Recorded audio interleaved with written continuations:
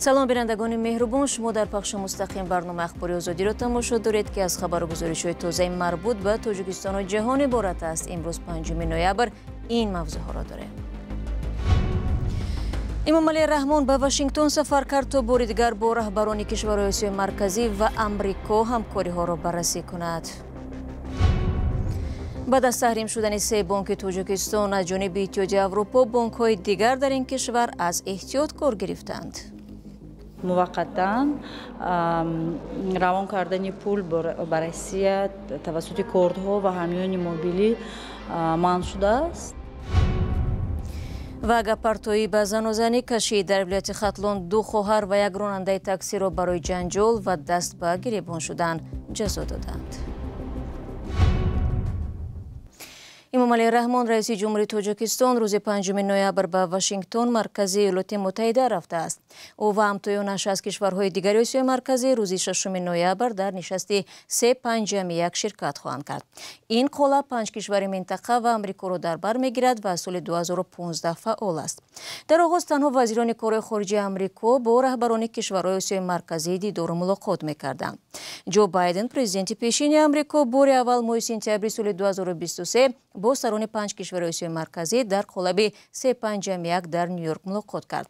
Қарор аст ин навбат дидору суҳбати раҳбарони Осиёи марказӣ бо Дональд Трамп, президенти Амрико, сурат бигирад. Созмони дидбони ҳуқуқи башар рӯзи 3 ноябр аз ширкатдорони нишасти президентҳои Осиёи марказӣ ва Амрико даъват кард ки дар баробари ҳамкориҳои иқтисодӣ ва амниятӣ ба беҳбуди вазъи ҳуқуқи башар дар ин кишварҳо низ тамаркуз кунад. Иёлоти Муттаҳида ҳар сол дар бахшҳои гуногун садҳо миллион доллар ба кишварҳои Осиёи марказӣ кӯмак мекунад. Бо ин вуҷуд Вашингтон дар гузоришҳои солонааш кишварҳои Осиёи марказиро барои поимоли ҳуқуқи башар, маҳдудияти озодии сухану озодии дин танқид менамояд. оё интизороти раҳбарони кишварҳои Осиёи марказӣ аз Дональд Трамп чӣ аст ва ҳамин гуна президенти Амрико аз раиси ҷумҳурони ин давлатҳо чиро мунтазир мебошад? Дар ин бора ман аз ҳамкорам Тоҳири Сафар, ки ин мавзӯъро баррасӣ дошт, қабл аз барнома суол кардам. кишварҳои Осиёи марказиро асосан бо захираҳои бузурги нафту гази онҳо мешиносанд, аммо минтақа ҳамчунин маъданҳои дастнохӯрдаи фулузоти нодире дорад, ки барои амнияти миллии Амрико ҳаётӣ ба ҳисоб мераванд. Тоҷикистон, Ӯзбекистон ва Қазоқистону Қирғизистону Туркманистон умедворанд бо истифода аз маъданҳои нодири худ робитаҳои қавитарро бо Амрико ба роҳ мемонанд. мулоқоти рӯзи 6 ноябр пас аз сафари Дональд Трамп ба кишварҳои Осиё ва Оқёнусия сурат мегирад, ки дар ҷараёни он ӯ бо Си Ҷинпин, раиси ҷумҳури Чин, мулоқот кард. суҳбаташон ҳам дар бораи ҷанги тиҷоратӣ байни Чину Амрико буд, ки қарори Чин дар бораи маҳдуд кардани фурӯши маъданҳои нодири стратегӣ ин ҷангро сахттар кард. занҷираи истихроҷ, коркард ва истеҳсоли маъданҳои нодир дар ҷаҳон асосан дар дасти Чин аст. 70% истихроҷи ин маъданҳо, 90% коркарди он ва истеҳсоли 93% оҳанрабо ҳама дар ҷаҳон дар дасти Чин аст. баъд аз он ки Си Ҷинпин ризоят дод маҳдудияти содироти фулузоти нодирро барои 1 сол боз медорад, ҳоло Амрико дар пай он шудааст ки ин монополияи Чин дар бозори ҷаҳониро бишканад ва қавли таҳлилгарон Осиёи марказӣ ҳам дар ин кор саҳм дошта метавонад, чун ҳукуматҳои кишварҳои минтақа муштоқи сармоягузории Амрико ҳастанд то тавозуне дар нуфузи Чину Русия пайдо карда ва беш аз ҳад пойбанди ин ҳамсоягони худ нашаванд. соли дигари ман аз ҳамкорам ин буд ки дар иваз Осиёи марказӣ аз ҳукумати Дональд Трамп чӣ мехоҳад? чунин ба назар мерасад, ки раҳбарони кишварҳои Осиёи марказӣ фурсатеро ки дар пеш доранд хуб дарк мекунанд. Шавкат Мирзиёев, раиси ҷумҳурии Ӯзбекистон, тарҳи 500 миллион долларӣ барои истихроҷи маъданҳои нодирро муаррифӣ кард. Қосим Ҷомарт Тоқаев, раиси ҷумҳурии Қазоқистон, имсол ба парлумони кишвараш гуфт, ки фулузоти нодир ба нафти нав табдил меёбанд ва истихроҷи онҳо бояд вазифаи авлавиятнок бошад. аммо бисёре аз майдонҳои маъданҳои нодири дастнохӯрда дар замони шӯравии собиқ дар кишварҳои Осиёи марказӣ арзёбӣ шуданд ва баъд аз он дигар таҳқиқу арзёбии тозаеро ҳам надиданд. масалан, Қазоқистон моҳи апрел эълон кард майдонҳои азимеро ошкор кардааст, ки 20 миллион тонна маъдани нодир доранд. ин иттилоъро ҳанӯз ширкатҳои байналмилалӣ баррасӣ мекунанд, вале агар дурустиаш собит шавад, дар он замон Қазоқистон савумин кишвари ҷаҳон мешавад, ки пас аз Чин ва Бразилия конҳои азими маъданҳои нодирро дар худ дорад. در تاجیکستان. به گفته وزارت امور خارجه ذخیره‌های فراوانی متال‌های نادر از قبیل روح، سرب، ویسمود، مولبدن، ولفرام نیز هستند. ویلیام کورتنی سفیر سابق آمریکا در قزاقستان و پژوهشگر در مؤسسه راند کارپوریشن و رادیو آزادی گفت که حکومت‌های آسیا مرکزی خواهان گسترش همکاری‌ها با آمریکا در زمینه اکتشاف، استخراج و فروش این فلزات و دیگر معدن‌های نادر هستند، اما به خصوص مشتاق سرمایه آمریکا برای کارکرد این معدن‌ها میباشند. چین از آن جهت در استخراج و کارکرد این معدن و متال‌های نادر در جهان دست بالاترین را دارد که پیوسته در این ساحه سرمایه می‌گذاشت و با وجود آلودگی محیط زیست اجازه میداد کارکرد آن گسترش یابد. بسیاری از کشورهای آسیای مرکزی برای جلب شرکت‌های خارجی جهت استخراج معدن قانون‌های قبول کردند، اما جذب سرمایه‌گذاری آمریکا به ساحه کمتر کردن مانع‌ها برای این سرمایه‌گذاری را طلب می‌کند و این مسئله هم یکی از موضوع‌های بررسی در نشست بوده است. تشکر همکارم طاهر سفر بود که اطراف امیدواری‌های رهبران 5 کشور آسیا مرکزی و از آمریکا از همدیگر صحبت می‌کرد. رو می‌ریم به موضوعهای دیگر. بعد اعلان تحریم اتحادیه اروپا نسبت 3 بانک تجارتی تاجیکستان، سپیتامین بانک، دوشنبه سیتی بانک و کامرس بانک تاجیکستان، چنین به نظر می‌رسد که بانک‌های دیگر از احتیاط کار گرفته برای جلوگیری از تحریم‌ها بعضی معامله‌ها را که می‌توانند دردسرساز باشند محدود کردند. یکی از این بانک‌ها بانک سرمایه‌گذاری و قرضه تاجیکستان میباشد و در این باره همکارانم علیشیر ظریفی با امیر ایسویف از دوشنبه گزارش می‌دهند. شروع از 3 نوامبر سال جاری انتقال مبلغ طریق هممیان ICB یا بانک سرمایه‌گذاری و قرضه تاجیکستان به کارت‌های بانک‌های روسیه قطع گردید. نمایندگان این بانک چنین محدودیت را موقتی و سبب را تکنیکی ارزیابی کردند، ولی از شرح بیشتر خودداری نمودند.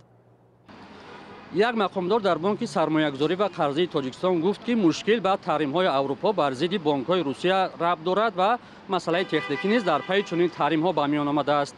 در این بانک تاثیر تحریم‌ها را با چنین محدودیت رسما تصدیق نکردند، ولی شرح بیشتر هم ندادند که مشکل تکنیکی چگونه و یا از کجا پیدا شده است. در صحبت بدون میکروفون گفتند که این محدودیت تنها به انتقال مبلغ‌ها از تاجیکستان به روسیه دخل دارد. بعضی از مشتریان بانک می‌خواهند مشکل زودتر حل شود. من هم مشتری ICB بانک هستم و من پیامک آمد که از 3 نوامبر موقتا روان کردن پول بر روسیه توسط کردها و حامیان موبیلی منع شده است. شاید که بانک در وقت‌های نزدیک حل این مشکلی را یابد، چون که ما در فدراسیون روسیه بسیار مهاجرین تاجیک هستند، هموطنان بسیار هستند، برای کار و فعالیت و خواندن رفتگیان. بانک سرمایه‌گذاری و قرضه تاجیکستان در حالی از این مشکل خبر داد که اتحادیه اروپا در دایره بسته نوی تحریم‌ها علیه روسیه، سپیتامین بانک، دوشنبه سیتی بانک و کامرس بانک تاجیکستان را هم بر روی خط تحریم‌ها شامل نموده است. در این 3 بانک از شرح موضوع خودداری کردند. بهرام شریپوف، کارشناس مسائل بانکی، گفت تحریم‌ها به وضع بانک‌ها می‌تواند تاثیر گذارد، زیرا به خط عملیات‌های بانکی مربوط به کشورهای اروپایی از سوی مشتریان درآمد بانک‌ها کم خواهد شد. این یک نمودی خوف‌های اعتباری است نسبت نظام بانکی، نسبت اقتصادیات ملی که احتیاط کنند، پیشگیری کنند در دایره همون طلبات‌هایی که با دیگر دولت‌ها و یا پیشبینی میشد، اینا احتیاط کنند از چند از عملیات‌های بانکی خودداری کنند. اقتصاددان فاضل فتولایف نظری دیگر دارد. باید قید کرد که طرف تحریم داده، یعنی که طرف تحریم اعلان کرده خود ضرر می‌بیند. یعنی که آن بانک‌ها، آن سرمایه‌گذارهایی که در جمهوری تاجیکستان مبلغ گذاری کردند، آنها به هر گونه مشکل‌ها و به هر گونه مانع‌ها در جمهوری تاجیکستان و در اروپا اکنون دچار می‌شوند. در پی اعلان چنین تحریم‌ها بانک ملی تاجیکستان گفت که پیامدهای تحریم‌های اتحادیه اروپا به ضد 3 بانک تجارتی کشور را می‌آموزد و برای کم کردن عاقبت‌های منفی آن با شریکان بین‌المللی مشورت می‌کند. در اظهارات وزارت کارهای خارجه تاجیکستان هم آمده است که حکومت تاجیکستان وضع را مورد آموزش و پیگیری قرار داده برای کاهش دادن پیامدهای منفی این تحریم‌ها چاره‌های ضروری می‌اندیشد. معلوم نیست مقامات در همکاری با شریکان اروپایی خود تا کجا می‌توانند این مشکل را حل کنند. ҳарчанд намояндагони бонкҳо мегӯянд ҳоло корашон мисли пештара идома дорад, бархе коршиносон бар инанд ки дар сурати дароз идома ёфтани чунин таҳримҳо он метавонад ба низоми бонкии кишвар бештар таъсир гузорад. шумо барнома ахбори радио озодиро тамошо доред. додгоҳи дар вилояти Хатлон ду хоҳар ва як ронандаи таксиро ки навори зану занияшон дар шабакаҳои иҷтимоӣ баҳс барангехт тақрибан 1300 сомони ҷарима бастааст. видеои муноқиша рӯзи 4 ноябр нашр шуд. раёсати корҳои дохилии вилояти Хатлон рӯзи 5 ноябр гуфт ҷанҷол нима шаб ва баъди даъвати ронанда аз хоҳарон барои савор шудан ба мошинаш дар шаҳри Бухтар сар задааст.